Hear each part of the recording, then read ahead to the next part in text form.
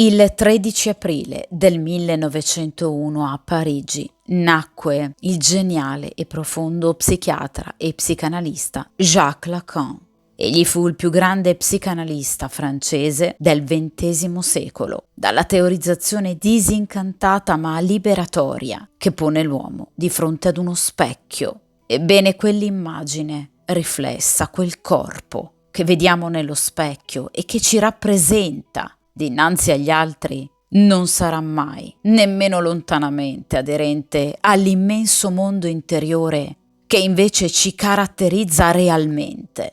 Mondo interiore che purtroppo dunque gli altri non conosceranno mai veramente e profondamente di noi, proprio perché avranno di fronte a sé sempre e solo la nostra scarna immagine corporea, quella stessa che noi vediamo guardandoci allo specchio. Allo stesso modo egli si espresse circa l'amore ed il rapporto di coppia, che dovrebbe essere vissuto in modo più lucido e maturo, non illudendosi nel cercare e voler trovare a tutti i costi la propria anima gemella, bensì accettando con serenità che l'altro non potrà mai comprenderci appieno ed aderire così alle nostre aspettative interiori, poiché semplicemente l'altro non può vedere, oltre l'immagine riflessa dallo specchio, e arrivare senza filtri alcuni nel nostro immenso universo interiore. L'amore, dunque, è frutto di una premessa illusoria,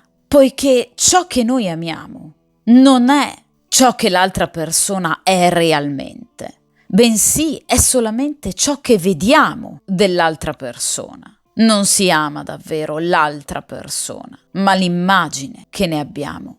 E dunque cos'è l'amore? Secondo Lacan, l'amore è donare quello che non si ha a qualcuno che non lo vuole.